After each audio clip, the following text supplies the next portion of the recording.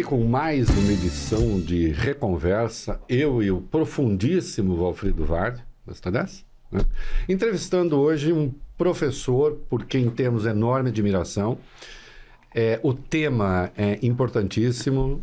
Hoje, enquanto falamos, né, uma semana, um pouquinho mais antes da entrevista ir ao ar, aconteceu uma coisa extraordinária no curso do programa. A gente fala num depoimento ou no interrogatório de uma das pessoas envolvidas com a tentativa de golpe no Brasil, e ele disse uma coisa fabulosa, que nós vamos ver. Aliás, um outro militar também disse, eu estou me referindo ao professor Carlos Fico da Silva Júnior, professor titular de História do Brasil da Universidade Federal do Rio de Janeiro, acaba de lançar uma obra que já é um best-seller, está fazendo um sucesso danado, Utopia Autoritária Brasileira, como os militares ameaçam a democracia brasileira desde o nascimento da República até hoje. Está aqui. Tá? O professor tem uma vasta obra. Minha única discordância dele é que ele disse que é o último livro dele, não quer mais saber. Depois nós vamos ver. Tem o grande irmão da Operação Brother Sun aos anos de chumbo, o governo dos Estados Unidos e a ditadura militar brasileira, lá, o golpe de 64, a história do Brasil contemporâneo, da morte de Vargas aos dias atuais, o golpe de 64, além do golpe, versões e controvérsias sobre 1964 e a ditadura militar, e nós vamos tratar de todos esses assuntos aqui, também tendo como eixo esse livro que ele publicou, que ele acaba de publicar, que ele disse ser o último, e nós vamos contestar. Professor, é um enorme prazer tê-lo aqui. Muito obrigado por ter aceitado o nosso convite. Eu que agradeço o convite, é um prazer estar aqui com vocês. Muito bem. Professor, eu vou começar de cara aqui com... Vamos lá. O Exército Brasileiro sempre desrespeitou a democracia. As Forças Armadas violaram todas as constituições da República. Rebeliões contra decisões legítimas, sublevações motivadas por corporativismo, golpes de Estado e tentativas de golpe. Indisciplina e subversão marcam a trajetória dos militares no Brasil. Eles foram responsáveis por todas as crises institucionais do país desde a proclamação da República e jamais foram efetivamente punidos. Parece que agora, sei lá, vai haver punição, nós vamos ver. Esse intervencionismo militar expressa a fragilidade institucional da democracia brasileira até hoje, como ficou evidente nos anos recentes, e o senhor volta àquilo que acabamos de assistir em 2022 com o julgamento em curso no Supremo. A pergunta que me ocorre é a seguinte: só pode fazer isso quem está muito enfronhado na vida pública brasileira, né? Para ter tanta presença assim e ter participado de todas as crises. Existe um vínculo orgânico entre os militares e a política? Como é que se forjou, então, essa onipresença dos militares nas crises institucionais? Exatamente, esse é o propósito do livro, né? Tentar mostrar isso.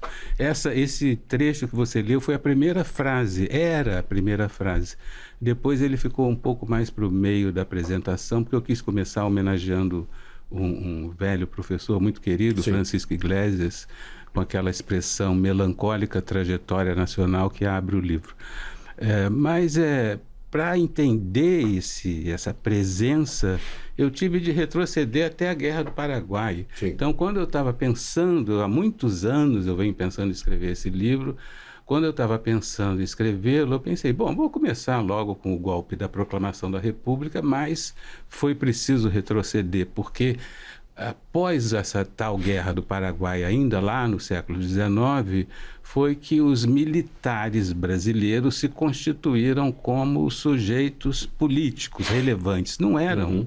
O Império foi bastante civil, o predomínio do poder civil havia no Império, e depois da guerra eles voltaram vitoriosos, uma guerra muito longa, o Império não esperava que demorasse tanto tempo, e voltaram ressentidos. Ressentimento é a palavra-chave para entender tudo o que está acontecendo, né?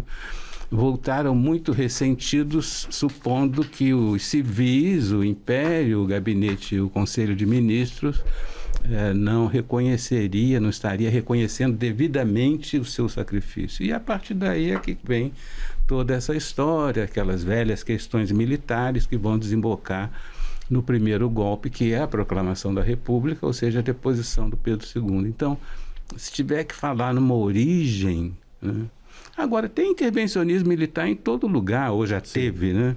Então eu fui atrás, vamos dizer, do que caracteriza o caso brasileiro, né? Então também tem esse esforço. Agora, se a gente tiver que pensar em como é que isso começou, vamos dizer, a minha resposta seria essa. Começou ali no final da Guerra do Paraguai, com os militares voltando muito sacrificados, vitoriosos, né? Foram uma guerra difícil, fluvial, e ressentidos. Até porque houve corte do orçamento, né? O orçamento do Ministério da Guerra e da Marinha, o Império, o Conselho de Ministros queria botar a casa em ordem. Então teve que fazer ali um ajuste no orçamento. Então eles não tiveram muitas promoções, os quartéis ficaram sem equipamentos, os contingentes diminuíram, as promoções caíram, e daí esse ressentimento todo contra os casacas, né? Como eram chamados. Do ponto de vista da formação do perfil desse militar, ele tem um perfil, a origem é popular? Esse é um exército que vem do povo? É uma força armada que vem do povo?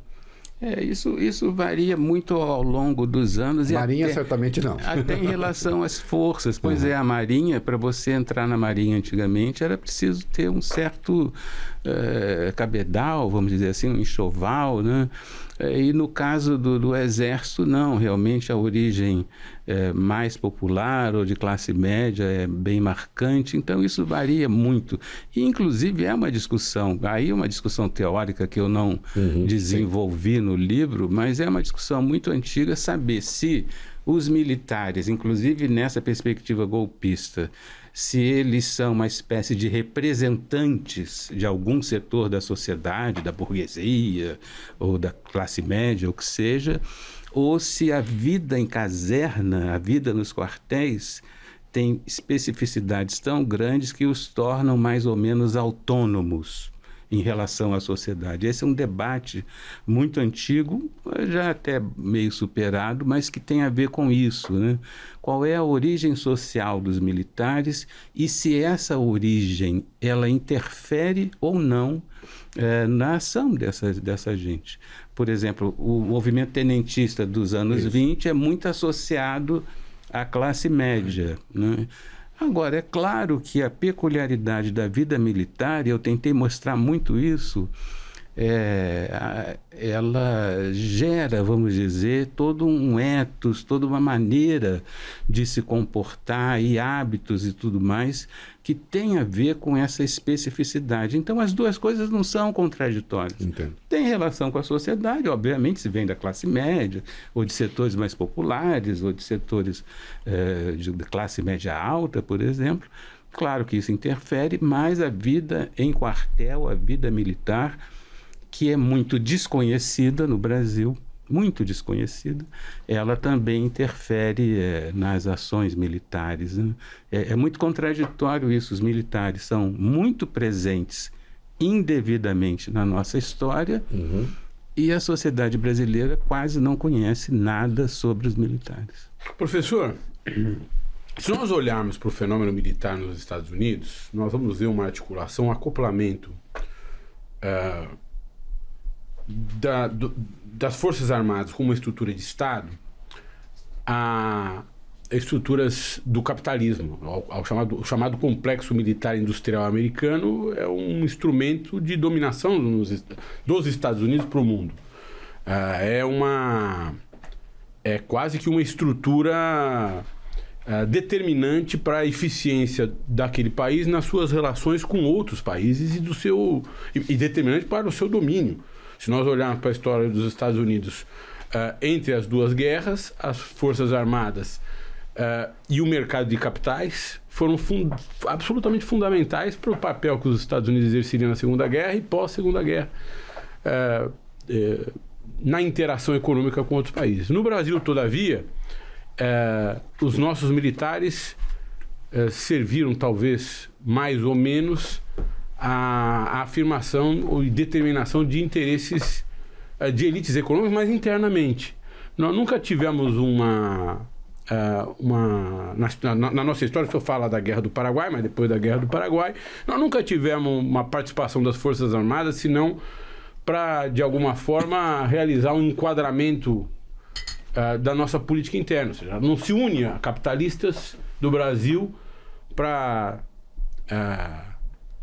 interagir com outros países e fazer com que o Brasil preponderasse como os Estados Unidos tem a partir das suas Forças Armadas. Por que isso acontece? Porque o Brasil não é uma potência bélica, né? Nos Estados Unidos, esse é um país, é uma potência bélica, né? Praticamente vive em guerra, e a relação da sociedade com os militares norte-americanos é completamente diferente da que se estabeleceu ou não se estabelece no Brasil. E uma vez eu estava, acho que estava no aeroporto de Atlanta, se eu não me engano, estava num arquivo lá qualquer, e estava voltando para casa muito cansado, esperando aquela coisa chata de aeroporto em Atlanta. Acho que em Atlanta, não sei se é ali, a biblioteca do Carter ou do Gerald Ford, não me lembro. E eu, de repente, lá no aeroporto, ouvi todo mundo aplaudindo loucamente. Eu falei, gente, quem será? Será que a Madonna está aqui? Isso foi há muitos anos atrás, muitos anos atrás. Não era. Era um sargento e talvez um cabo e mais uns 3 soldados ainda vestidos, fardados, voltando, não me lembro se era a época da guerra do Iraque, Afeganistão, não me lembro.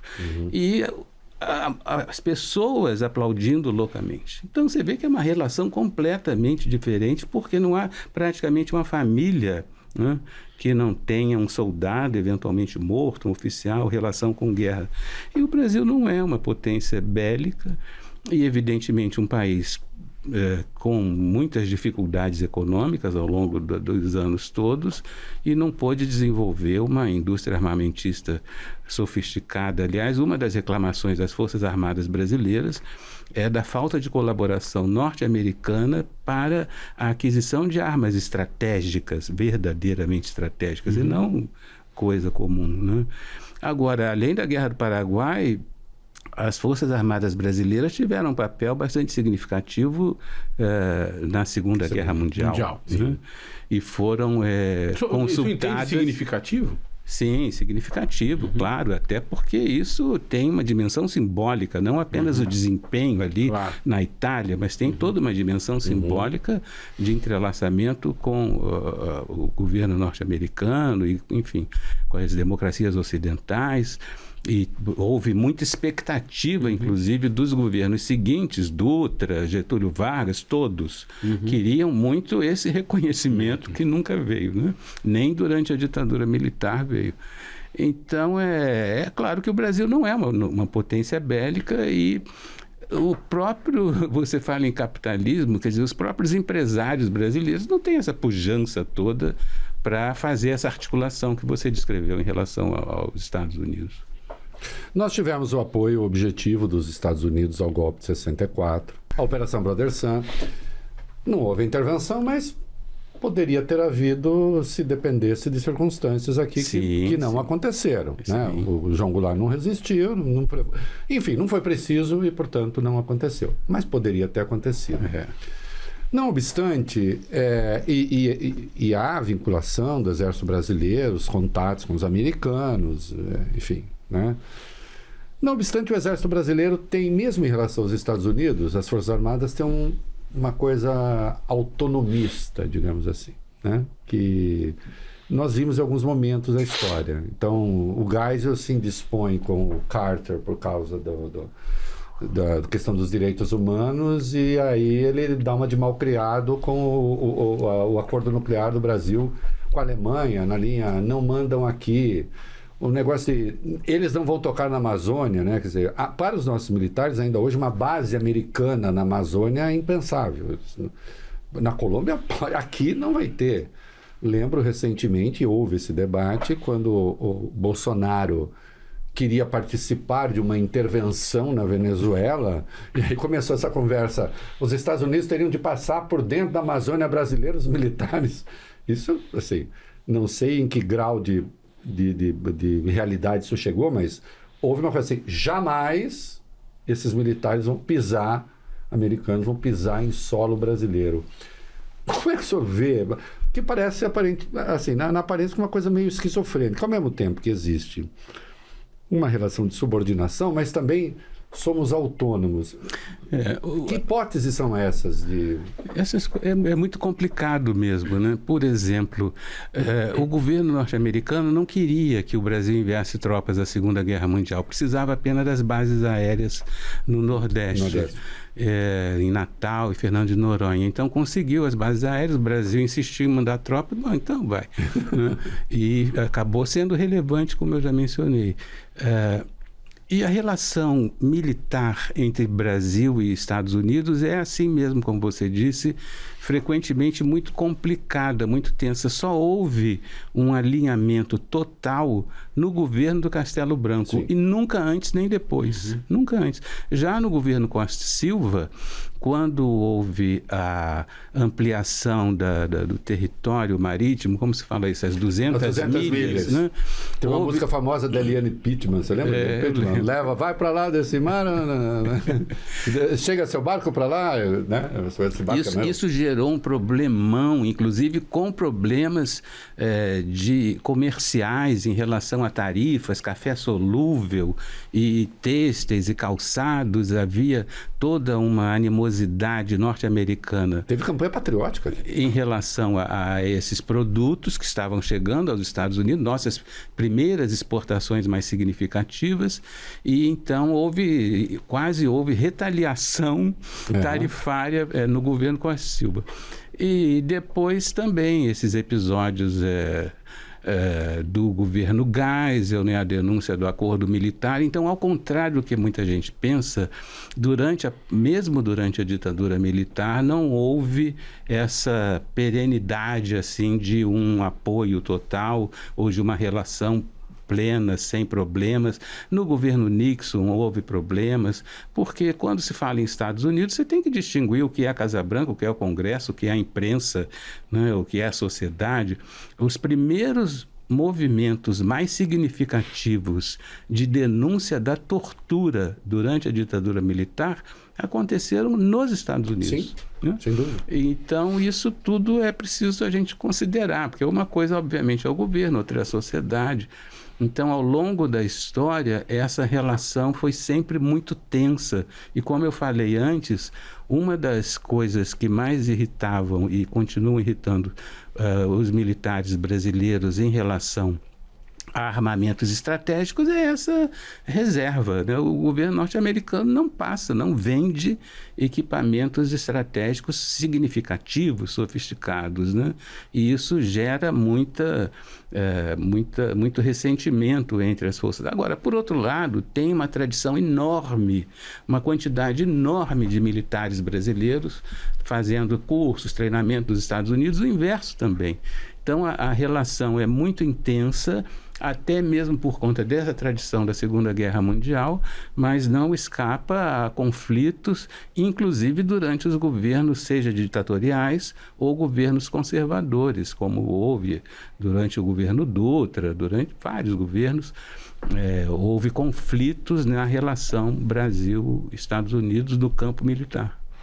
Isso faz supor que exista algo parecido com o pensamento militar brasileiro ou não, a partir aqui das crises que o senhor coloca, sempre parece que são algumas questões um pouco menores de desentendimentos, de desinteligências, de reivindicações, às vezes até apequenadas, corporativistas, ou o senhor vislumbra, nós temos um núcleo de um pensamento estratégico? Parece que não. Pensamento estratégico propriamente não, mas há algumas preocupações que são muito recorrentes, né? Com a floresta amazônica, que em muitos momentos, né, foi vista até de maneira meio mítica, meio fabulosa ou completamente equivocada, como no caso da construção da Transamazônica, né, que havia a ideia de que a floresta amazônica era um vazio, né?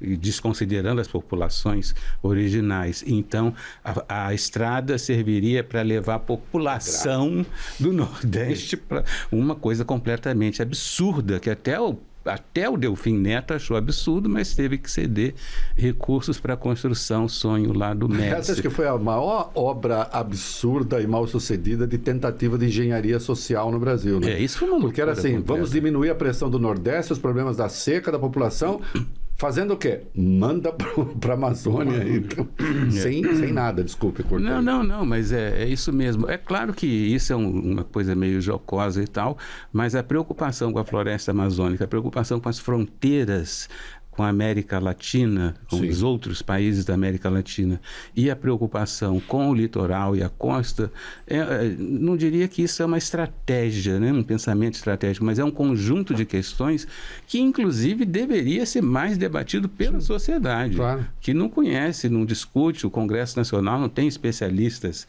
nesses assuntos, em assuntos militares, e eu acho que as Forças Armadas brasileiras têm um papel fundamental a desenvolver no Brasil, a desempenhar como tentam desempenhar, porque nem todo militar é golpista, né? Claro, felizmente a gente... Graças a Deus a maioria não é, porque senão a gente... Nós estávamos perdidos. Né? Senão a gente já estava fora daqui, né? Esse conjunto de questões mostra uma série de temas, né, que são fundamentais a essa reflexão sobre o papel de forças armadas profissionais e democráticas no Brasil, que é um país enorme com essas características todas, sem falar na questão dos armamentos. Então, tudo isso está presente na cabeça de alguns militares e deveria realmente estar, e deveria estar presente em setores da sociedade que se preocupassem mais com isso. Né? Professor, a redemocratização ela acontece quase no contexto de uma derrota da narrativa militar na sua atuação durante a ditadura. Ou seja, a repressão foi revelada, as torturas foram reveladas, os assassinatos foram revelados e os militares saem muito combalidos da ditadura. Não obstante, isso não foi um impedimento para atos mais ou menos recentes de revisionismo desse período. Argumentos como... na realidade, aqueles que foram reprimidos ou perseguidos na ditadura não queriam a democracia. Eram grupos radicais de esquerda que queriam impor uma ditadura de esquerda no Brasil. E nós salvamos o Brasil e salvamos a democracia brasileira. Esse é um argumento.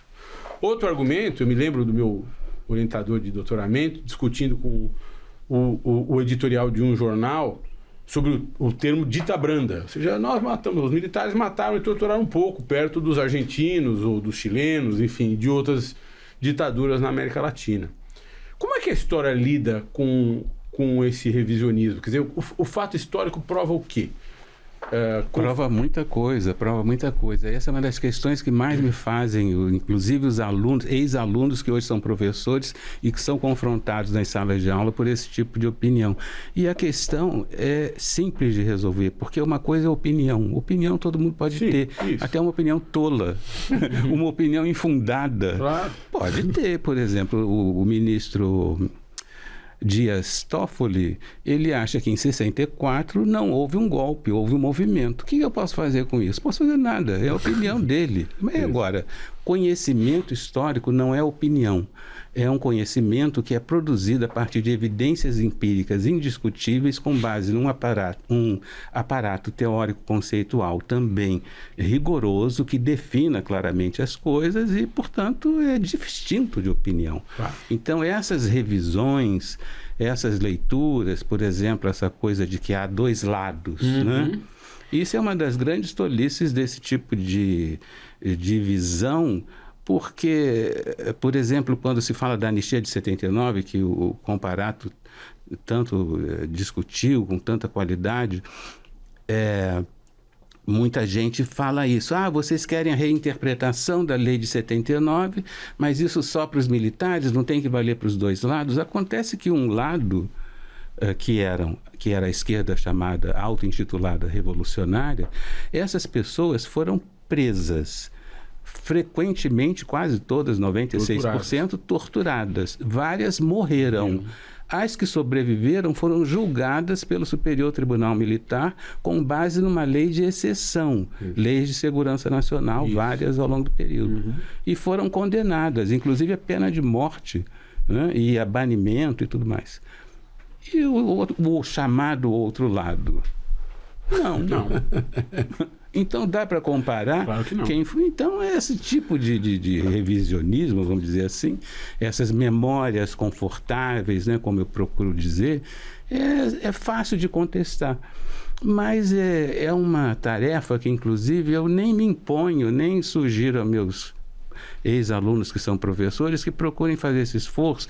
Tem muito essa história assim, eu estava lá dando aula, aí o aluno se levantou e falou, o meu avô disse que na ditadura era melhor, o que eu vou fazer? Eu falei, não faça nada. Deixa o avô lá, do seu aluno, pensar o que quiser, a opinião dele. Agora, o que você pode concretamente fazer... É apontar o fato histórico. É mostrar que opinião não é conhecimento histórico. Isso vale para a história e deveria valer para o jornalismo também, né? Aquela máxima, as pessoas têm direito às próprias opiniões, não têm direito aos próprios fatos. Quer dizer, porque aí, assim, hoje, você sabe que até hoje no rádio eu brinquei, vamos ouvir todo mundo. Na sua opinião, a Terra é plana? Eu disse, Então você diz, olha, para não sei quantos é plana, para não sei quantos é redonda. E a gente diz o quê? Logo é plana. Logo a gente diz, logo a gente diz, há uma controvérsia que está instalada a respeito. Ou se a maioria, Mas se a maioria disser que é plana, então é plana. Ou se a maioria disser que é plana, então é plana. Se eu disser que é redonda, vamos ouvir o outro lado. E vamos ouvir o outro lado, que é até o esquete do Porta dos Fundos, né? Vamos debater vacina com uma pós-doutoranda da USP, com especialização em não sei onde, e tem a Dona Maria. A Dona Maria diz que Covid se cura dando 3 pulinhos todo dia tomando chá. Quem está certo? É isso o grande debate? Que grande debate? Né? E tem uma coisa aí que eu acho que é também um argumento importante nessa coisa, se me permite. Eu faço distinção entre democracia e Estado de Direito. A ditadura também pode ter um Estado de Direito. O Estado de Direito é a ditadura. Ela tem a lei, uma lei ditatorial. A Arábia Saudita, em muitos aspectos, é um Estado de Direito, ditatorial. Nazista, tinha leis, as leis raciais. Tinha as leis raciais. Agora, aqui no Brasil, os torturadores, eles não respeitaram nem o próprio Estado de Direito da ditadura, porque a tortura não estava permitida em lugar nenhum. Em lugar nenhum. E eles torturaram, mataram, as pessoas desapareceram. Então, que diabo é isso de Dorlado? Dorlado nem para ditadura. Nem para ditadura. Tem leis de exceção, né? Isso, claro. São leis de exceção. Sim. Esse foi o tema que me fez ouvir 10.000 horas de áudio das sessões do STM. Eu fui ouvir aquelas gravações das sessões secretas do Superior Tribunal Militar que julgava os crimes políticos para discutir esse assunto. Como é que esses ministros militares, togados também, julgavam os chamados crimes políticos? Com base na Constituição que ainda existia, né? A de 46 permaneceu um tempo, depois veio a de 67 e 69. Ou com base nas leis de exceção, ou seja, os atos institucionais e as leis de segurança nacional. Mas até mesmo no STM, a tortura era vista como uma excrescência, obviamente. Né? Claro. E aí no problema mais grave, que é o da constitucionalidade das leis de exceção. Exatamente. Eu discuti esse problema. Que é o mais grave deles, que é uma antinomia, que é uma colidência entre princípios fundamentais postos na Constituição e o conteúdo das leis de exceção. A gente que estuda, a gente chama história do tempo presente, né? Essa especialidade que tem muito a ver com o estudo do século XX e os regimes autoritários, a gente estuda muito isso, o estado de exceção e o fato de que mesmo o estado de exceção não elimina uma certa juridicidade, portanto não instaura uma anomia total e tem as leis de exceção e esse é um debate mais teórico, mas é muito interessante. A discussão sobre a conduta dos oficiais e dos soldados alemães durante a Segunda Guerra, em Nuremberg. Né? Ou seja, eles diziam, cumprimos as leis do Reich. Mas as leis do Reich eram leis contrárias aos princípios humanos. Leis de exceção. Na realidade, elas não eram contrárias à Constituição alemã, à Constituição do Reich. Até porque elas são muito frequentemente constitucionalizadas. Isso. O ato institucional número 2 foi inserido nas Constituições seguintes. Mas Assim como o AI-5 tinha como prolegômenos todos os outros atos e falava em nome da democracia, claro. Exatamente. Né? A gente estuda muito isso. Tem colegas na Alemanha que lá esses estudos são mais desenvolvidos. O que a gente chama de o estudo do perpetrador, uma palavra feia, né? É do agente de repressão, o cara que faz a tortura ou que mata e que tal. Então, os perpetradores, os agentes da repressão, eles frequentemente alegam a obediência devida, né? Então, é um tema clássico aí dos estudos de repressão. professor, Que no Código Militar não é muito admitido, não, porque o Código Militar é claro sobre não é obediência devida quando você tem, na verdade, uma ordem flagrantemente ilegal. Esse debate Eu acho interessante e ele é muito antigo e tem tudo a ver com esse livro, toda hora que eu estou fazendo propaganda aqui, porque envolve o nosso querido Rui Barbosa, Sim. que vai sair, Ele vai saiu entrar muito mal Sai desse muito livro. mal. Eu também gosto de citar Rui Barbosa, volta e meia eu pego Oração aos Moços, a contribuição que os inimigos me dão, mas o Rui Barbosa não saiu muito bem. Não saiu muito bem. E nós vamos ter que falar dele ainda, eu quero falar dele aqui. Exatamente porque ele colocou na primeira Constituição Republicana, no artigo 14, que os militares devem obedecer o poder civil, mas dentro dos limites da lei. Então, isso aí estragou completamente essa determinação do que os militares devem. Quem é que julga? Os próprios militares? A ordem do poder civil, ela é julgada pelos militares para saber se obedece ou se não obedece. Então, a questão da obediência... órgão moderador, né? Isso. Aliás, o artigo 14 que nós vamos falar, porque depois ele ganhou um númerozinho, eu acho, nessa Constituição, ele ganhou um 2, que eu acho que, na verdade, o 142 é filho daquele negócio lá. Mas vamos deixar para depois. Desculpa. Eu ia fazer uma pergunta factual para o professor. Eu tenho muita curiosidade sobre o ponto de inflexão entre a ditadura e a redemocratização, em que momento ele acontece e quais são os fatos históricos que levaram a ditadura militar a se decidir por redemocratizar o Brasil. Nós sabemos muito bem que em outubro de 77, o general Silvio Frota, ministro da Guerra, à época era Ministério da Guerra, tenta um golpe de Estado contra o presidente e sofre um contragolpe, e, enfim, depois disso Geisel e Golbery fazem uma dupla. Mas antes disso. Antes disso havia uma decisão pela redemocratização. Como é que acontece? E por que acontece? Isso o Silvio Frota vai fazer. Quem manda aqui sou eu. É isso. Conta pra gente, explica pra gente quando isso acontece e por quê. Eles não estão. Porque, obviamente, um grupo de militares ressentidos. Tem um livro da GV que colhe depoimentos de militares depois da redemocratização, em que militares falam: nós tínhamos que ter ficado no poder por 100 anos, acabado com todos os comunistas, e aí por diante. Né? Há um grupo ressentido que volta com Bolsonaro. Né? Por que eles não foram capazes de evitar a redemocratização do Brasil? Eles acabaram com todos os comunistas, a gente nem estaria aqui. Pois é. Não foram porque foram derrotados, né? Então, mas foram derrotados dentro pelos militares, pelos próprios militares. Grupo que prevaleceu. Isso. Mas quando é que isso acontece? O que eu acho que, sabe o que eu acho que é pior? Eu posso responder sim essa pergunta, mas me ocorre uma coisa antes. Vocês conhecem com certeza aquele livro famoso, Como Morrem as Democracias. Eu acho muito interessante. Do Ziblatt e do Levitsky, isso. No caso do Brasil, eu acho muito interessante perguntar como morrem as ditaduras. Exatamente, E fala muito mal. Olha o livro que ele vai escrever depois. Não vou, não. Que essa é a minha pergunta. Como morreu a nossa ditadura? E como é que morreu a ditadura do Estado Novo? Né? Em 45. Caramba, que baita livro. Os mesmos generais que entronizaram Getúlio Vargas em 1937 com o golpe do Estado Novo, que inaugurou a ditadura, o Dutra e o Góes Monteiro, foram os que o derrubaram em 45. Sim. Muito bem. E na ditadura militar, como morreu essa ditadura?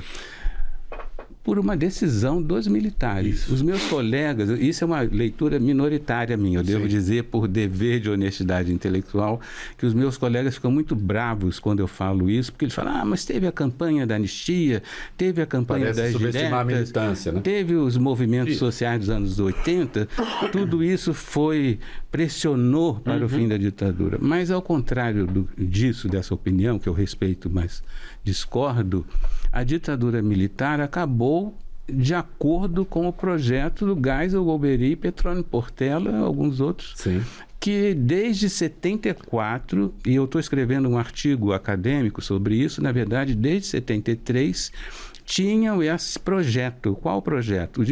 Dá para ficar aqui para sempre, uma ditadura sempre acaba em algum momento, como é que nós vamos fazer para sair disso lentamente, a famosa frase, né? Lenta, gradativa e segura.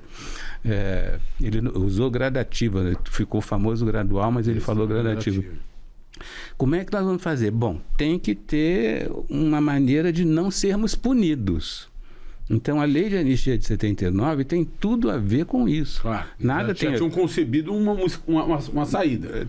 Vamos acabar com a ditadura, mas não pode ter punição aos militares que praticaram crimes de violação de direitos humanos, tortura, etc. Então havia essa preocupação grande, talvez a principal, e por isso que eu digo que a lei de 79 foi a principal cláusula da transição para a democracia. Além disso, o próximo presidente vai ficar mais um ano. Então, o Geisel ficou 5, o Figueiredo ganhou mais um, ficou 6. Foram 11 anos de transição. Bem tranquilo, para não ter problema. Foi gradativo aí, né? Bota gradativa. Além disso, o primeiro presidente civil não vai ser eleito pelo voto direto. E apesar da campanha das diretas, nós tivemos colégio eleitoral. Então, esse planejamento... E, além disso, vamos enfraquecer o até então único partido de oposição. Logo depois da lei de anistia, o que veio? O fim do bipartidarismo, e para a criação de novos partidos, com os líderes que estavam exilados e vieram com a anistia meses antes, era preciso ter um certo número de deputados e tal, que saíram da onde? Do MDB. Então, isso também... Então, todo esse planejamento que o Sarney, que o Jarbas Passarinho e outros relatam como sendo um planejamento de Estado maior, né, que quem controlava isso era Geisel, Figueiredo, Petrônio primeiro, enfim, foi cumprido à risca. Então, nós temos duas ditaduras que acabaram sem, digamos assim, que a sociedade propriamente dita tivesse derrubado. Uma ingerência sobre aquilo. A primeira ditadura foi Dutra e Góes Monteiro, a segunda foi esse grupo aí que conseguiu prevalecer, inclusive em relação... O grande problema para o Geisel era justamente esses setores duros. Ele não estava preocupado grandemente com a esquerda, com o MDB. Claro. Ele estava preocupado em desmontar os DOI-CODE, a chamada Comunidade de Segurança e Informações. Né? Essa comunidade... E ele sabia das mortes, porque há essa conversa, né? Sabia plenamente. Essa história sendo que o Geisel era um fofo, sou contra a radical. Não. Ele sabia que as pessoas estavam sendo eliminadas, participou de conversa com o Figueiredo a respeito. Sim. Agora, reconhecia a necessidade de acabar com aquilo. De algum modo acabar com aquilo. Daquele troço. Mas em segurança. Mas em segurança. E como demorou, né? E vem eleição para governador. Nós só tivemos... Só foi em 89. Só em 89. Então foram muitos anos. Sim. E, na verdade... O senhor falou 73 começa? Nós tivemos 16 anos. Pois 73, quando o Geisel já estava escolhido. Conversa, né? Que ele tomou posse em 74. Então, desde 73. E esse ano, 2025... É um ano importante, infelizmente essa efeméride que eu vou mencionar não é lembrada, mas nós podemos falar em democracia no Brasil quando? Né? De 45 a 64, é um período considerado democrático, cá entre nós com muita boa vontade, porque o que teve de crise é uma loucura, mas uma democracia de massas só há 40 anos, porque em 85 houve a emenda constitucional que permitiu aos analfabetos votarem pela primeira vez desde o fim do Império. Né? Sim. Já no fim do Império houve a proibição de votos dos analfabetos. Então, nós temos uma experimentação, né, se essa palavra existir, de democracia ampla, muito breve. 40 anos é muito pouca coisa, né? E a linha dura, professor, essa linha dura que é expurgada das Forças Armadas com o desmantelamento lento, gradual ou gradativo e seguro. Ela vai parar, essa linha dura vai parar, vai se associar ao jogo do bicho no Rio de Janeiro, ao crime organizado, e está na proto-história das milícias e das organizações Capitão criminosas Guimarães. que hoje tentam dominar o Brasil. Nós corremos o risco de que dominem o Brasil. Posso só fazer uma ilustraçãozinha? Você falou que o Capitão Guimarães ele participa daquele documentário sobre o jogo do bicho. Isso. Como é o nome do documentário? É o Vale Escrito. E ele é professor de português. Português, né? E aí fala. O senhor chegou a ver? Não. Num dado momento fala assim, porque consta que o senhor torturou pessoas. Aí a resposta dele é a seguinte: torturar é verbo transitivo direto. Torturei quem? Não nega. Ele só quer saber quem. Quem que falou? Acusação objetiva contra quem é o sujeito, quem é o objeto. Ele resolveu pela gramática fazer a resposta. Teorias da conspiração. Opa, adoro. É divertido. Tá bom. E a história confirma ou desconfirma? Juscelino. Lacerda, Juscelino Castelo. Isso. Pronto. E Jango. Jango envenenado. Juscelino com o carro ligado. Nada disso é verdade. E tudo foi muito rapidamente, né? Entre o primeiro e o último. Jango envenenado. Não. Com a participação da própria mulher. Não, houve inclusive a exumação do corpo, né, dos restos mortais. É que a frente ampla toda morreu muito rapidamente, né? E muito próximo. Muito próximo. Em período muito curto. Isso. Mas não há nenhuma evidência em relação em alguns casos claramente fantasia, né? Até de Getúlio Vargas tem essa hipótese que é totalmente falsa. No caso do Castelo Branco foi aquele acidente aéreo terrível que inclusive o piloto sobreviveu, né? Exato. E ele registrou as últimas palavras do Castelo Branco que foram: faça algo para nos salvar. No algo já tinha caído do avião. Você sabe que eu sempre gosto dessa fleuma quando as pessoas estão morrendo, porque você entra pra história. Porque eu não acredito muito, mas de qualquer modo é assim, porque a Manon Roland também no Paguilhotina, né? Como é que é? Liberdade quando os crimes se cometem em seu nome. E frases longas. Não, é frase longa. Vão cortar o pescoço. Eu vou estar me borrando todo e vou fazer uma frase ainda com a certeza de que vai entrar pra história. Que é a chance de ninguém também dentro da bola. Você faz a frase à toa. O máximo é o Che, né? Pode atirar, estarás matando um homem. Vai se é improvável. Assim, como é que é a frase a última frase do Castelo? Faça algo para nos salvar. Faça algo para... Mas com fleuma. Não é para falar isso. Não é para falar isso esbaforido, aerofágico, nada. Assim, faça... Nem falar... Porra! Puta que pariu! Piloto isso aí! Arruma essa merda! Nada, é sempre uma coisa fleumática. Mas é relato do para piloto. Ficar para a história. O senhor, um grande historiador, deve ter colhido essas frases. O piloto que matou o ditador, né? Então, não matou ninguém, foi um acidente. Não, sim, mas foi responsável, né, pelo acidente. De um jeito ou de outro. Professor, o senhor chegou a falar aqui do Rui Barbosa, do artigo 14 da Constituição, né, de 1891, e já no governo provisório já tinha um negócio ali de quem é que cuida dessa zorra, quem é que cuida das instituições. As Forças Armadas. E tinha o poder moderador no Império, não tinha mais. E aí nós temos hoje o artigo 142 da Constituição, que nós sabemos, teve ali uma movimentação para que ele saísse do jeito como está. Sim. Que deve ser o artigo mais mal redigido da história da humanidade de uma Constituição, porque eu sempre fico pensando na hipótese que um poder pede intervenção e o outro não quer. Aí faz o quê? Né? Porque pela Constituição está isso. Pode intervir na segurança interna a pedido de um dos poderes. Tá. Um pede e o outro não quer. Não, isso é a garantia da lei da ordem. Da lei da ordem, né? Mas, de qualquer modo, o 142, as Forças Armadas respondendo pela... Isso no caso da intervenção. Mas, de qualquer modo, elas respondem... Solução de conflitos pela garantia dos poderes constitucionais. Esse é o problema, aliás. Isso é poder moderador na tentativa de... Que diabo de artigo é esse? Esse artigo, qual é a origem uma das coisas, a origem é essa, e uma das coisas que eu me preocupei em mostrar nesse livro foi essa origem, né? Sim. E está justamente nessa proeminência dos militares desde o fim da Guerra do Paraguai, com a proclamação da República, que foi um golpe militar, e com os dois primeiros governos, né, foram governos militares do Deodoro Floriano. Então, nesse momento da redação da Constituição em 1891, que a rigor a Constituição de 1891 foi redigida integralmente pelo Rui Barbosa, né?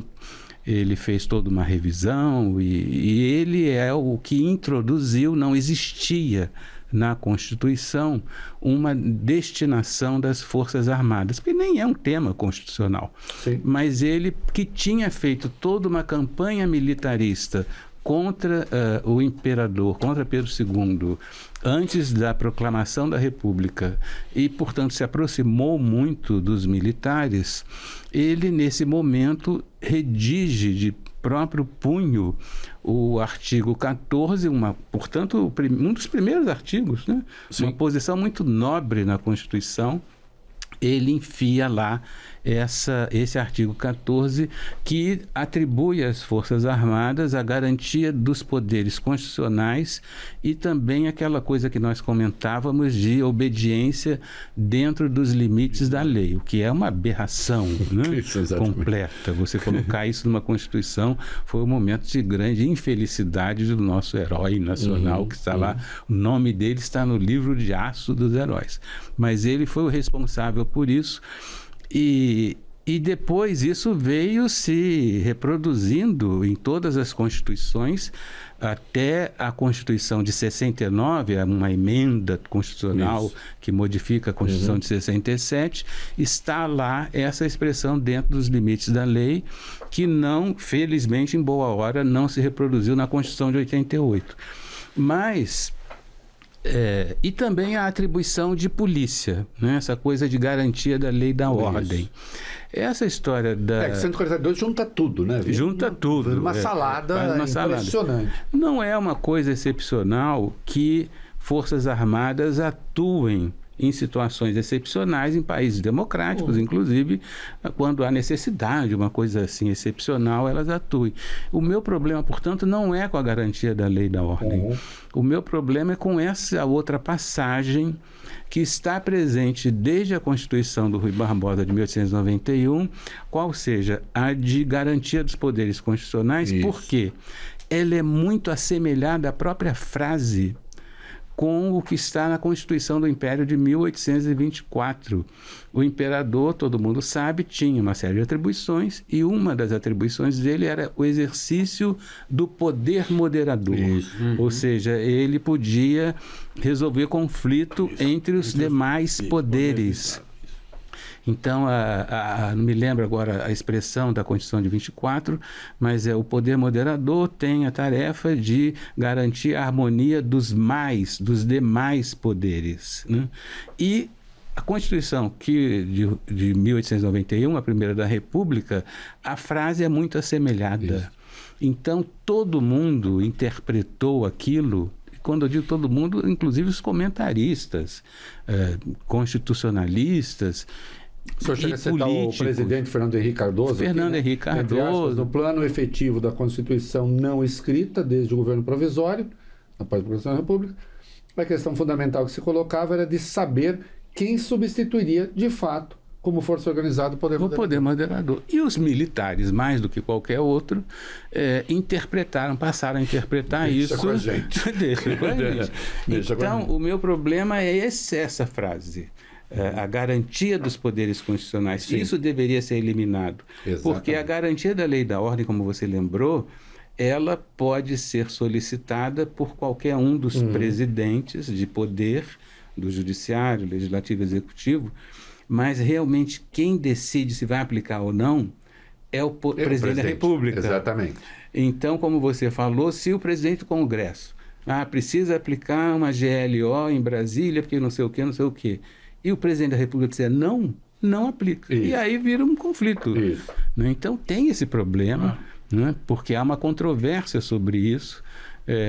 Agora, em relação à garantia dos poderes constitucionais, ninguém sabe o que é. Porque a GLO tem lei que regulamente, lei complementar que regulamenta. Enquanto que a garantia dos poderes constitucionais, ninguém sabe o que é isso. Que foi dessa salada que os golpistas tiveram. Bolsonaro se aproveitou muito disso, usou com a devida vênia um artigo do professor Ives Gandra, né? Disse assim, bom, sou eu, em última instância, que decido se faz intervenção ou não. Se o poder pedir, mas eu mesmo posso pedir, aí eu decido intervenção, e é para garantir os poderes constitucionais.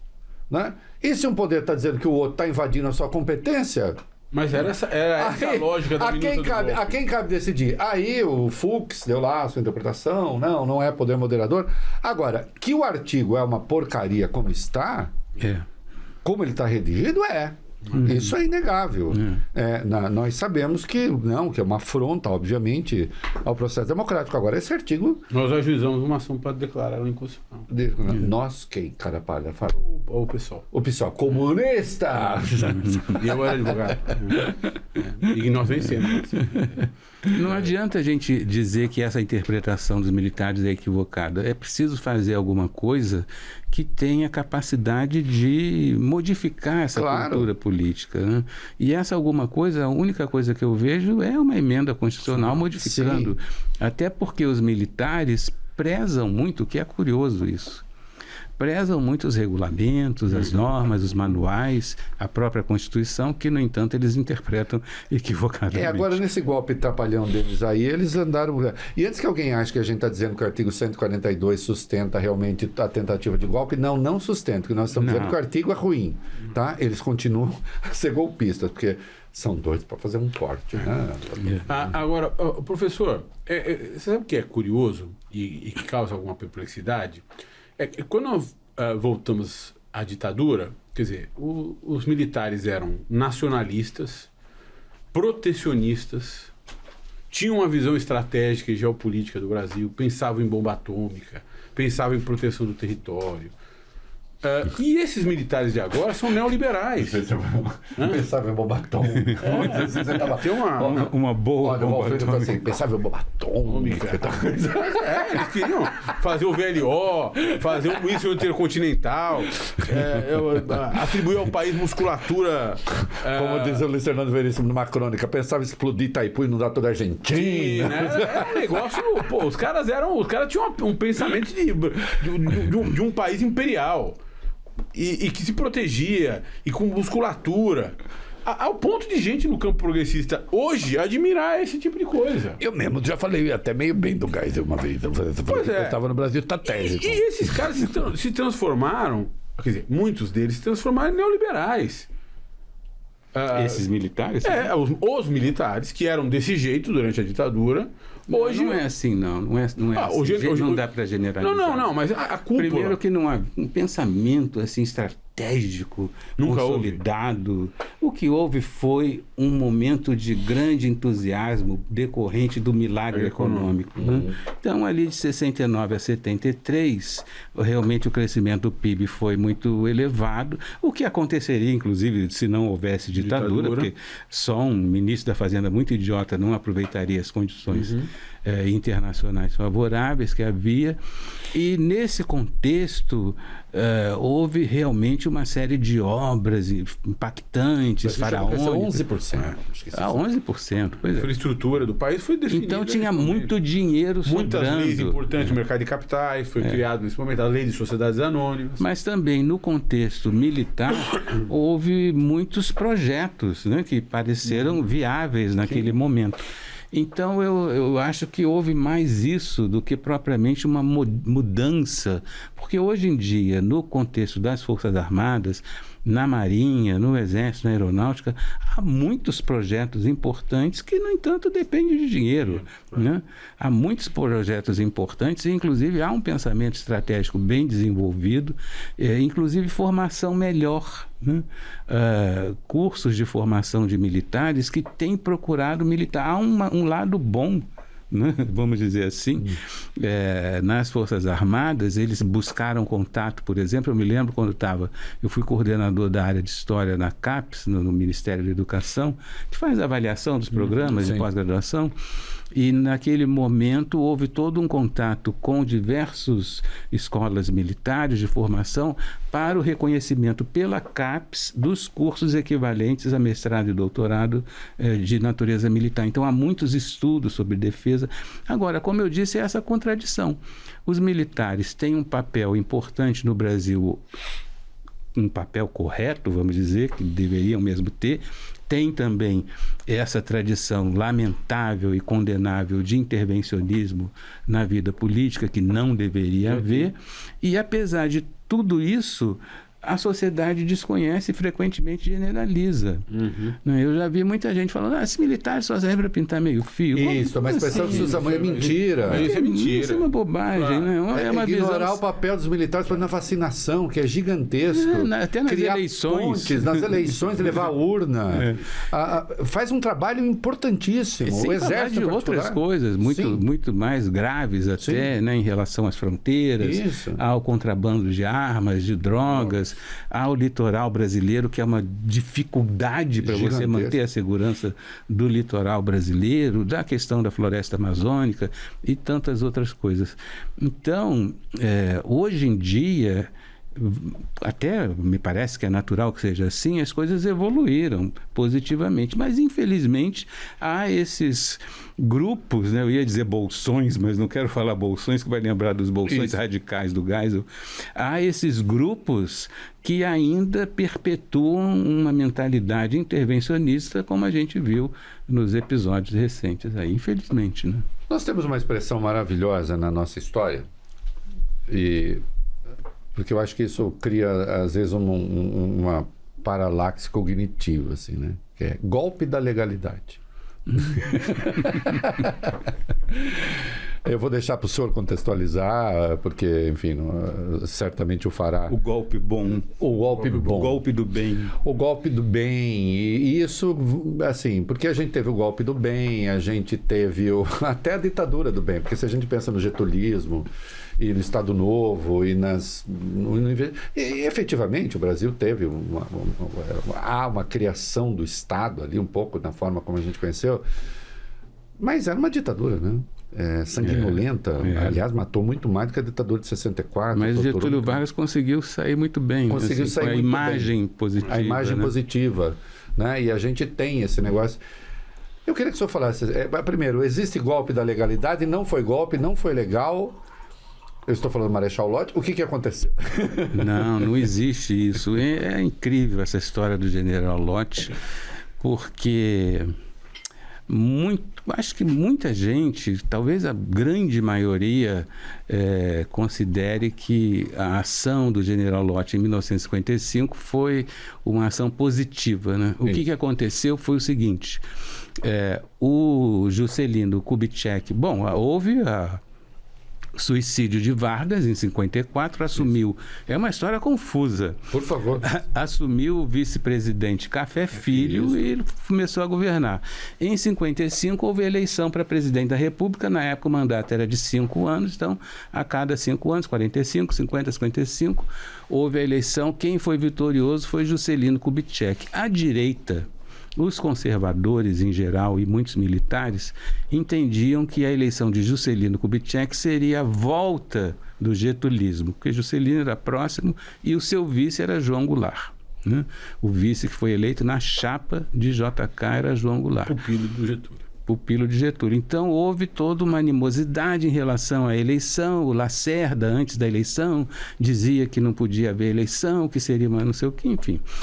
E Lacerda e alguns militares muito extremados e até folclóricos, como o almirante Penaboto, que era um anticomunista desses mais ridículos, começaram a falar nos jornais contra a posse de Juscelino Kubitschek. Então, houve todo um rumor de que havia um golpe em curso para impedir a posse do presidente eleito Juscelino Kubitschek.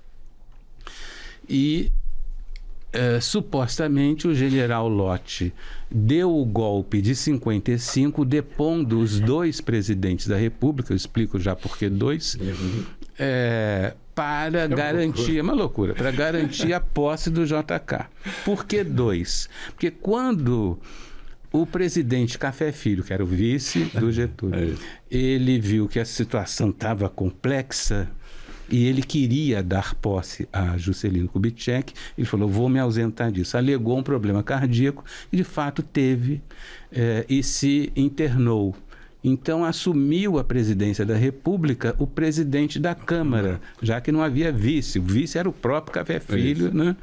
Então, quem foi deposto primeiro foi o Carlos Luiz, pelo general Lott. Cercou o Palácio do Catete, cercou o prédio do Congresso Nacional no Rio de Janeiro e obrigou o Congresso a decretar um impeachment do Carlos Luiz, com soldados dentro da casa. E tempos depois... Democraticamente. Tudo isso para garantir a democracia. Não, a gente em matéria de garantir a democracia, como é que eu fui agredir? Eu prendo e arrebento. Se preciso... E tempos depois, semanas depois, o Café Filho falou, não, agora estou bem, quero voltar. Mas o general Lott deu outro golpe e impediu a posse do... A rigor foram 2 golpes da legalidade. Então foram 2 golpes, foram 2 impeachments, votados dessa maneira totalmente inconstitucional. Portanto, o primeiro impeachment da República não é do Collor, mas do Carlos Luiz do Café Filho. Agora, muita gente embarca nessa história de que havia mesmo uma ameaça à posse, e não havia concretamente. O que houve foi uma situação, e aí é que eu digo que é importante conhecer a cabeça dos militares, porque o que levou o general Lott a dar esse golpe concretamente e comprovadamente foi a animosidade das forças do Exército, sobretudo, com o fato do presidente Carlos Luiz ter feito o general Lott, ter humilhado o general Lott. O general Lott queria punir um coronel Bizarria Mamed, foi até o Palácio do Catete para pedir autorização ao presidente Carlos Luiz para punir o coronel, e o Carlos Luiz, para humilhar, deixou o Lott lá sentado um tempão. E a Rádio Nacional, que era conduzida por um udenista ferrenho, começou a noticiar, o general Lott está sentado há meia hora, o general Lott está sentado uma... Quando o general Lott, que não conseguiu autorização para punir o coronel, chegou em casa à noite, outros generais o convenceram a depor por causa dessa humilhação. Como é que um coronel vai demitir? Porque ele foi demitido. O general Lott foi demitido, pediu demissão, foi demitido. Então, os motivos, às vezes, são os mais absurdos, né? E quem esteve realmente à frente... São as emoções humanas que estão à frente de tudo. Quem esteve à frente desse episódio todo foi o general Lott, que é visto até pelos setores da esquerda como defensor da democracia. Depois ele seria ministro da guerra do Juscelino e candidato a presidente, mas foi derrotado. Isso. Eu não estou fazendo demérito de nenhuma ciência, até porque adoro sociologia, leio e tal, mas existe a sociologia, existe essa leitura que você faz muitas vezes interpretando movimentos e tal, e existe a força devastadora dos fatos que é a história que dá. Né? Não estou pondo as 2 ciências, mas esse relato que o senhor fez brilhantemente, tão sinteticamente, você entende? Foi golpe. Foi legal. Você até pode achar, mas a consequência foi boa, o Juscelino assumiu e tal. Mas foi golpe. E se você começa a piscar para golpe, se você começa a piscar para bom golpe, tem uma hora que você não vai saber mais se é bom golpe, se é mau golpe. Você começa a confundir as coisas. Né? Brilhante essa sua síntese que eu conheci, mas enfim, o senhor fez magnificamente. Professor, a cúpula das Forças Armadas é composta por generais, sobretudo do Exército, né? A cúpula do Exército é composta por generais que são escolhidos por generais, sem nenhuma ingerência da política, né? Tentou-se algo, quando o senador Jacques Wagner foi ministro da Defesa, ele tentou fazer uma modificação desse critério, que foi logo em seguida recomposto quando o Raul Jungmann, no governo do Temer, assume o Ministério da Defesa e Segurança Pública.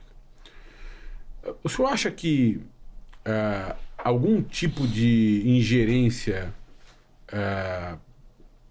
da política e, portanto, laica, por assim dizer, na nomeação da alta cúpula das Forças Armadas seria necessária para evitar o avesso, ou seja, para evitar ingerência das Forças Armadas na política brasileira? Não, acho que não. Acho que tem que ser uma coisa... O sistema atual me parece correto. Né? A nomeação, por a questão da antiguidade... Foi estabelecido desde Castelo, né? O Castelo fez uma grande reforma, enfim. Na verdade, isso vem se estabelecendo ao longo de muitos anos. Uma dos grandes problemas lá atrás, ainda no fim do Império, era justamente essa promoção. Né? A promoção para o generalato, para os oficiais generais e oficiais superiores, frequentemente decorria de posições de prestígio na sociedade. Então, uma das grandes lutas da velha escola militar da Praia Vermelha, dos cadetes, aquilo que os mobilizava muito, era que houvesse um sistema de promoção por antiguidade, por mérito, e que isso fosse claramente estabelecido, e isso foi se constituindo ao longo de muitos anos. O que o Castelo fez foi bloquear aquela permanência no generalato por muitos e muitos e muitos anos. Então havia generais que ficavam 20, 30 anos como generais, o que evidentemente era muito ruim, muito injusto. O seu livro, o mais recente, que o senhor disse é o último, nós vamos torcer para que não. Utopia Autoritária Brasileira, e o senhor fala de como os militares participaram, nós já falamos aqui, de rigorosamente todas as crises institucionais. Né? E a partir da Guerra do Paraguai, um elemento fundador de uma certa concepção, de uma certa função que os militares passaram a ter, evidencia que o golpe da República foi efetivamente um golpe. Né? Se é uma utopia, existe um sonho, algum lugar, que é um não lugar, na verdade, na origem da palavra, né? Mas de qualquer modo tem uma prefiguração de uma sociedade. Que utopia é essa? Eles sabem em algum momento, eu sei que a gente sempre volta, mas afinal de contas, que projeto é esse?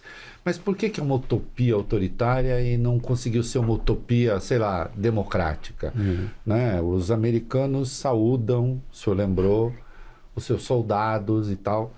Eu vou lembrar o papel do Mark Milley, o homem forte dos militares no governo do Trump, estava no governo Biden, continuou um tempo no governo Trump, e o Trump, não, foi no governo Trump, e o Trump perdeu a eleição e chamou o Mark Milley e disse: eu quero o golpe.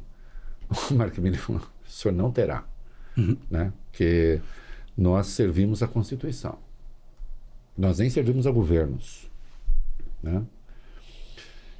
Não sei como está lá agora, me parece que as coisas não andam muito bem, né? Acho que pode degenerar.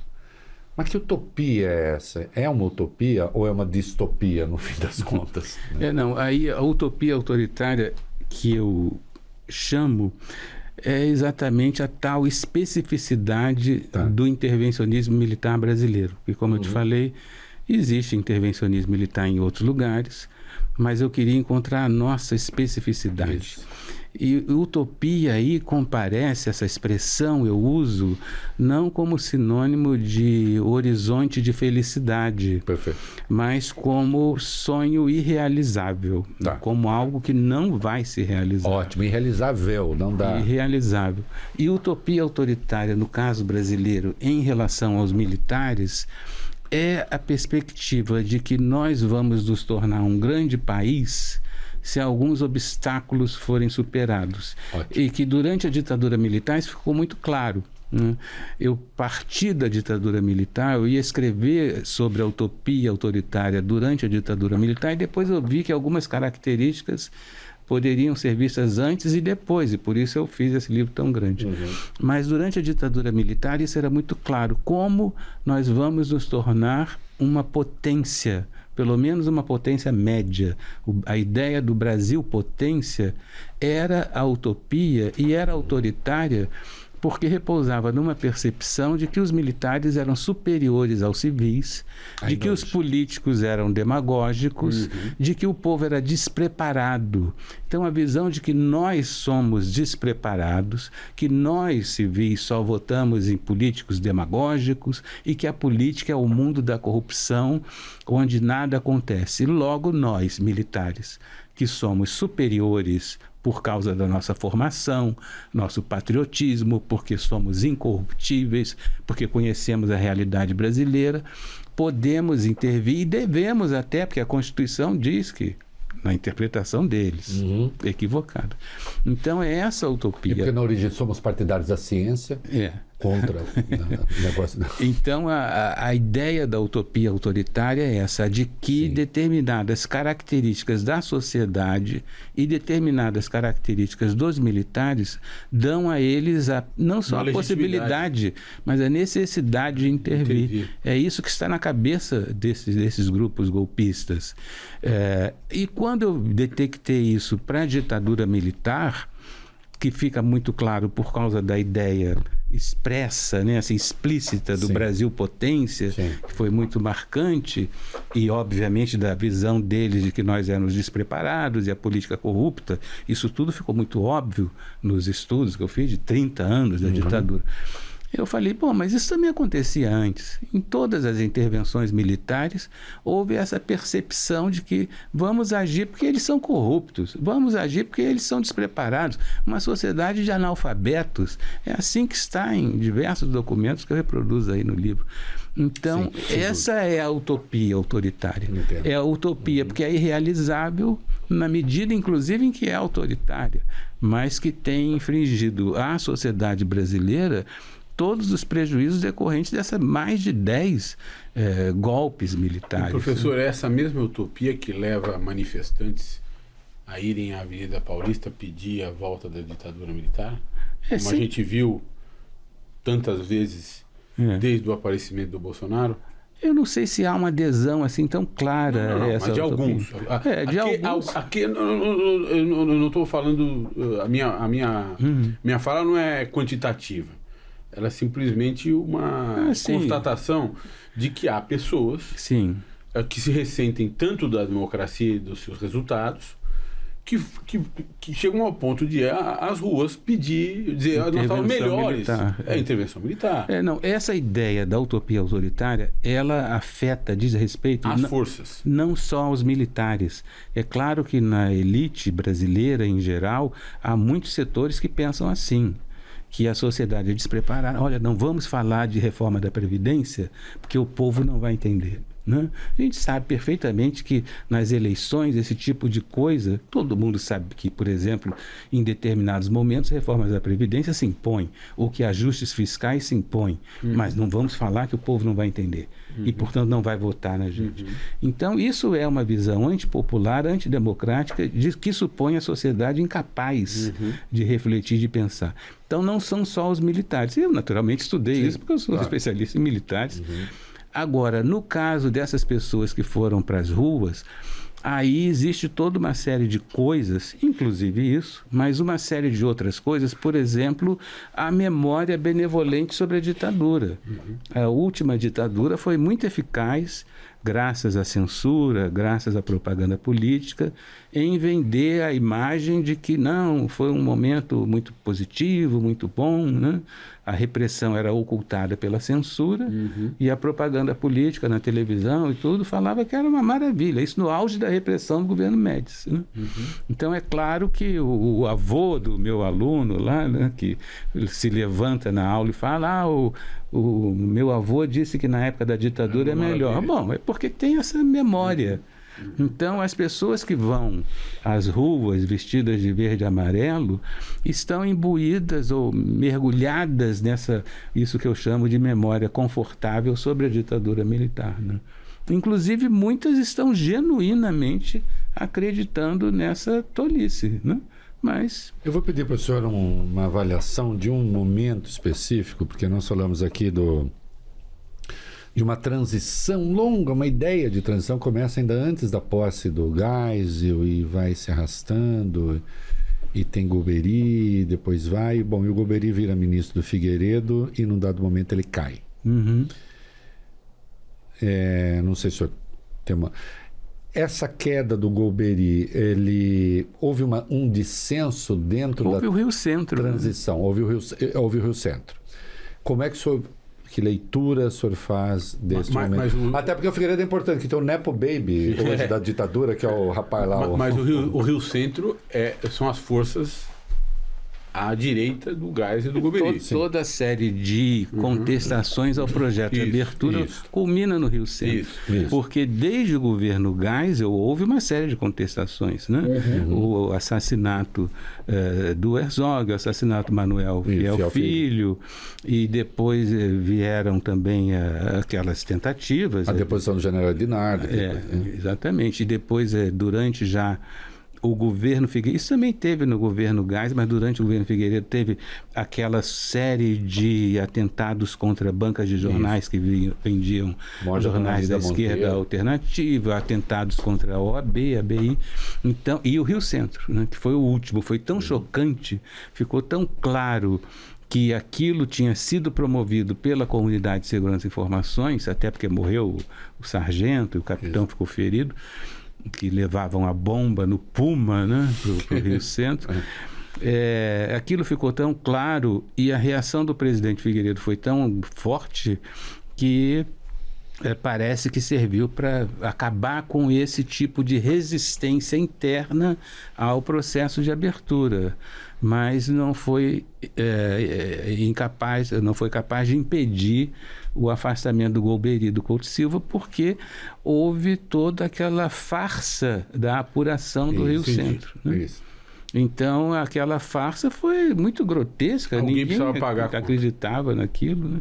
E o Golbery, ao contrário do que se supõe, ele era muito mal visto por muitos setores militares. Porque a gente falava de nacionalismo econômico, mas o Golbery tinha uma cabeça internacionalista, né? Exatamente. Voltada para o capital estrangeiro, e ele não era nem um pouco querido ou bem visto, e muita gente, inclusive, ridicularizava os trabalhos intelectuais dele, né? E a questão da abertura ficou muito associada no ambiente militar à figura do Golbery. O governo Bolsonaro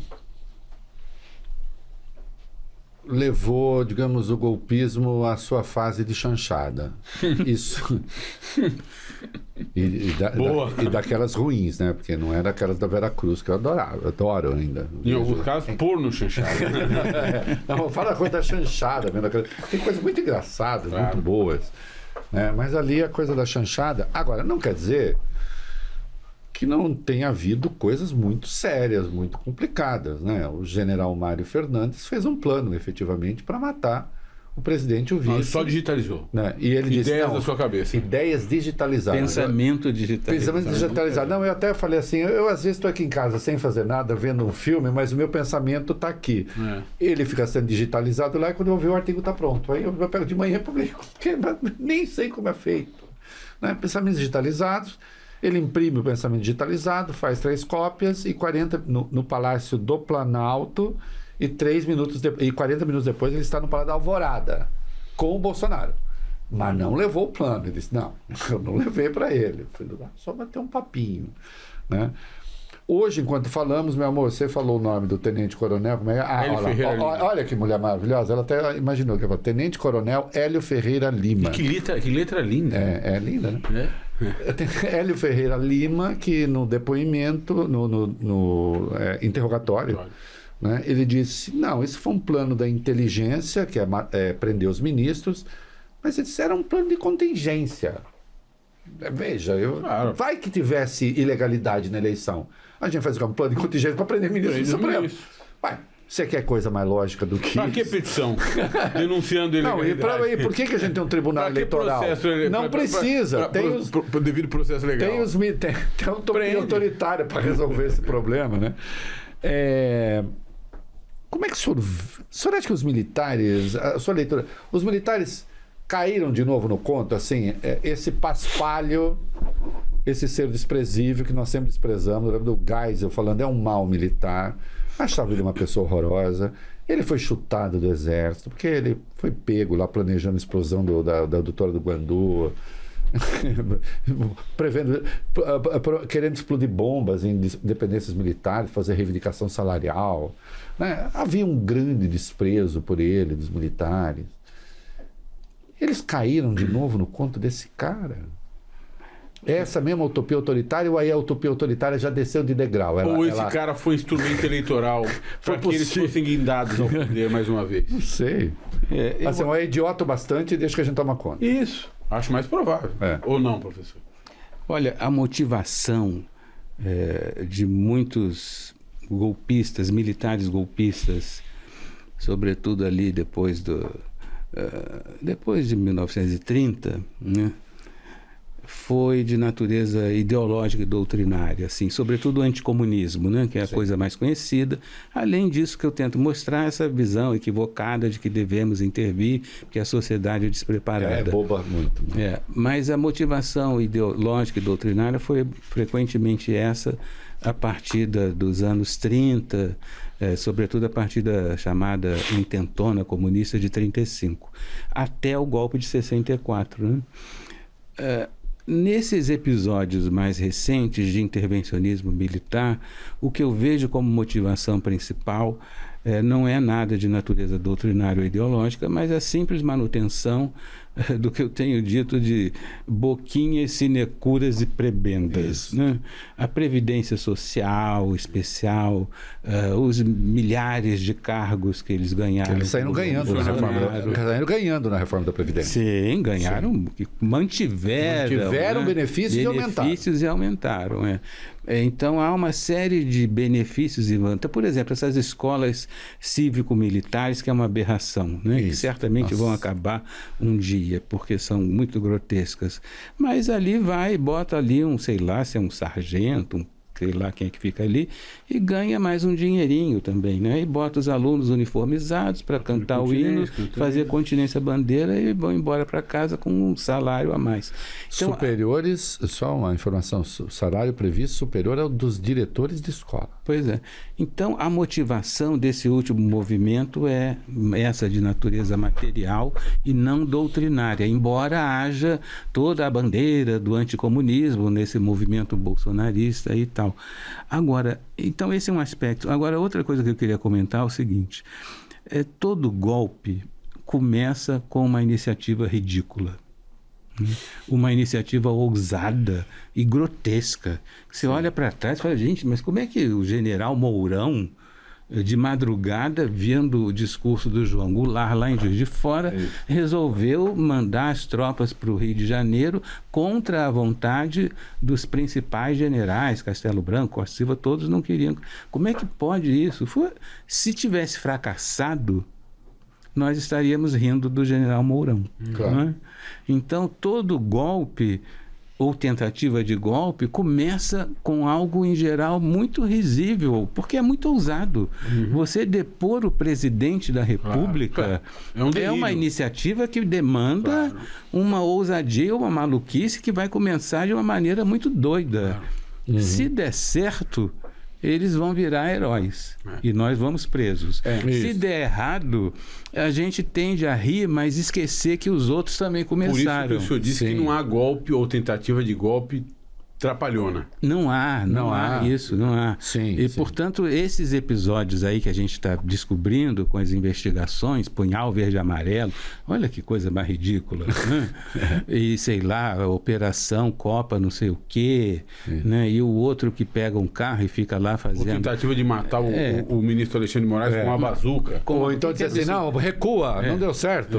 E Então, mas eles estavam de olho no Alexandre. Mas você sabe- Pois é. Porque eu acho isso uma coisa muito grave. cara Assim, tava com a o bazuca? cara fala, não, a bazuca eu não me lembro de nada ter bazuca. Mas Não, o que, tinha uma bazuca. o que é certo, não, é que eles falavam de bazuca, mas não Mas sei o se cara o cara andou com tava, a bazuca acho que na não, rua? não me lembro disso.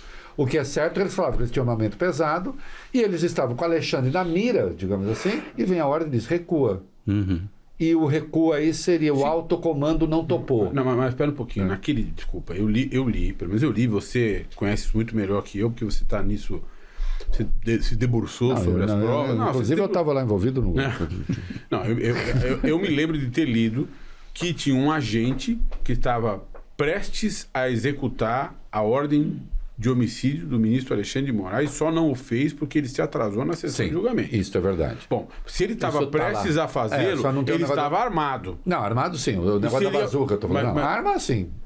O negócio da bazuca Então, é que mas em isso foi outro apurado? Isso foi em outro O cara momento. estava armado atrás de uma moita. Não, o que ele tava- provavelmente sim, não se sabe. Moita. Moita. Em Brasília. Como é? E não tem- com aquela vegetação rasteira, né? Ou mata ou sai da moita em Brasília, né? Qual moita? Moita é difícil. Eu fico imaginando isso. Mas eles falavam que eles tinham armamento pesado e tal. Agora, que o cara estava. que eles tinham. Que ele estava com o Alexandre ali sendo monitorado, ele estava. Tanto é que tem a ordem de recuo. Nós vamos descobrir ainda Recuo muitas do quê? coisas, porque frequentemente os militares brasileiros, eles documentam tudo, né? Então, Aliás, é uma... Digitalizam. Comente, por que eles têm essa vocação? eu não sei, a nossa ditadura militar, ela é a adorava documentar. mais documentada Bem de documentada. todas as da América Latina e dos regimes autoritários do século XX, eu acho que bate em termos de arquivos. A nossa é tão numerosa ou mais do que, creio que da Alemanha Oriental. Então é verdade isso. A gente tem a contagem em termos de quilômetros lineares de papéis, né? Que é a medida que se usa em arquivística. Eu lembrei do filme A Vida dos Outros, né? Que eles estavam todos ali da Alemanha Oriental, tudo vendo como é que era, abrindo cartinhas. Então tem essa documentação vai surgir daqui a 5, 10 anos abundantemente, eu não tenho dúvida sobre isso, porque é assim que sempre acontece. Então fica um primeiro momento de dúvida de como E ainda ele foi. não quer escrever um novo livro. Eu vou falar de um general que me adora, que é o general Heleno. O general Heleno. Nossa, general. Eu odeio esse Reinaldo. Ele disse uma vez: você me faz perder o sono. Eu disse: acontece. Mas o general Heleno tem uma agenda. É verdade. Ele botava as coisas na agenda. Eu acho isso quase encantador. O depoimento do general Heleno foi constrangedor, né? Foi. No interrogatório. E realmente. Ele o advogado dele dizia: não é isso que o senhor tem que falar, não. uma coisa assim difícil, né? E o senhor não quer escrever mais um livro quando aparecerem esses arquivos? Não, meus ex-alunos vão escrever melhor do que eu. Porque eu acho que chega um momento na academia, né, que a gente precisa parar, porque nós somos especialistas, né? Então, fatalmente, vamos nos repetindo, e isso fica uma coisa... Eu não quero caceteá-lo com isso, porque o senhor já anunciou aqui, né? Eu tenho até anotado a página aqui que falou que vai escrever. Eu falei para minha mulher hoje, eu vou lá encher o saco do professor para ele continuar. Mas quando o senhor fala... O senhor resiste, mas o senhor não vai parar com o trabalho acadêmico. Não, eu porque continuo... O senhor resiste à tentação. E se o trabalho acadêmico começa a ficar muito longo? Não, eu tenho uma história aí. Eu me dei de presente esse livro, porque ele não é um livro acadêmico, né? Eu Sim. escrevi para o grande público, para o público não especializado, espero que tenha conseguido. Assim, eu procurei mostrar coisas bem interessantes, fatos menos conhecidos, e sem de maneira nenhuma usar uma linguagem acadêmica e muito menos discutir questões teóricas, conceituais, embora tudo isso esteja subjacente aí. Mas eu digo que eu me dei de presente porque a vida do professor universitário é muito penosa. A gente trabalha desesperadamente, na pós-graduação, na graduação, e na administração, né? Porque a universidade brasileira tem essa maluquice, você tem que ser professor, pesquisador, administrador, orientador, e se bobear também fazer serviços gerais ali. Isso que eu ia falar, tem que dar cuidado com a faxina, faz um cafezinho. A minha vida inteira eu escrevi livros com prazo, com contrato assinado com a editora e já trabalhando, orientando, não sei o quê. Agora, como eu estou já há muitos anos e sou titular e tal, acho que os colegas têm pena de mim e me dão um pouco de folga. Eu falei, bom, então agora eu estou em condições de fazer o que eu quero, que eu vou me dedicar a escrever esse livro por 3 anos, sem prazo. Se eu quiser ver um detalhe secundário, eu cheguei aí lá na AMAN para ver o lugar onde, no golpe de 64, o general Médici, que era o comandante da AMAN em 64, ele colocou os cadetes para servir de tampão, vamos dizer, anteparo, entre as tropas legalistas que vinham do Rio e as tropas golpistas que vinham de São Paulo. Então ele teve essa brilhante ideia de botar os cadetes no meio. E eu queria ver o lugar. Eu nunca poderia fazer isso na minha vida acadêmica tradicional, porque eu não teria tempo. Então, eu só deixei para fazer o contrato com a editora com o livro praticamente pronto e dei todo o tempo que eu quis para ver detalhes. Eu estudei coisas, semanas e semanas e semanas e semanas, que se transformaram em uma linha. Literalmente, um parágrafo. E se percebe isso, o livro é rigorosíssimo, é uma delícia de ler. Eu posso pedir 2 sínteses depois. Não, você encerra. Depois eu quero ter uma curiosidade só. Não, é que eu acho que a gente não deixou muito claro, pelo menos talvez o nosso público vá procurar essa síntese. Nós temos Como as Democracias Morrem, que o senhor lembrou, né? Do Ziblatt e do Levitsky, e Como as Ditaduras Morrem. Em síntese, por que a ditadura de 37 a 45 morreu e por que a ditadura de 64 morreu? Assim, se o senhor fosse fazer um parágrafo curto, assim, essa morreu por isso e essa morreu por isso. O Estado Novo morreu porque uma contradição. Nós os militares, foram para a Itália lutar contra o fascismo e aqui havia uma ditadura fascistoide. Isso. Quando a guerra acabou, ficou uma loucura. Né? E no caso da ditadura militar, o que havia era uma percepção de fracasso. Né? O milagre econômico acabou e, portanto, aquilo que eventualmente legitimaria a ditadura acabou. E havia esse passivo tremendo da brutalidade, da tortura, do assassinato. Como resolver isso? Como acabar isso de uma maneira que nos preserve os militares, mas que ponha um ponto final, mesmo que seja pelo menos uma reticência. Né? Então é por isso que a gente teve essa transição inconclusa e tão controlada. O senhor, a minha curiosidade, o senhor se dá bem com os militares? Porque o senhor precisa deles para fazer essas pesquisas todas. E a AMAN... No caso da AMAN não funcionou, não. Eu fui lá só do lado de fora, porque o general Médici, na época, em 64, botou os soldados na estrada, né, na atual BR-116. Mas eu me dou bem com diversos militares, sobretudo oficiais superiores, né, os mais jovens, não oficiais generais, só um ou outro. E muitos, isso é um testemunho interessante, eu acho, muitos oficiais mais jovens, eles me dizem, não dizem em público porque não podem dizer, mas eles me dizem que gostaria de superar isso, superar esse passivo terrível em relação à ditadura militar, que coloca muitos entraves a uma vocação que eles têm, querem ser militares e fazer isso, fazer aquilo. Então, o meu contato com esses grupos mais jovens é bom. Eu acho que uma pergunta se impõe para a gente encerrar, mas se quiser fazer depois. O bolsonarismo pode ter sido o canto do cisne da utopia autoritária, com todos os seus desastres, e agora quando a gente vê...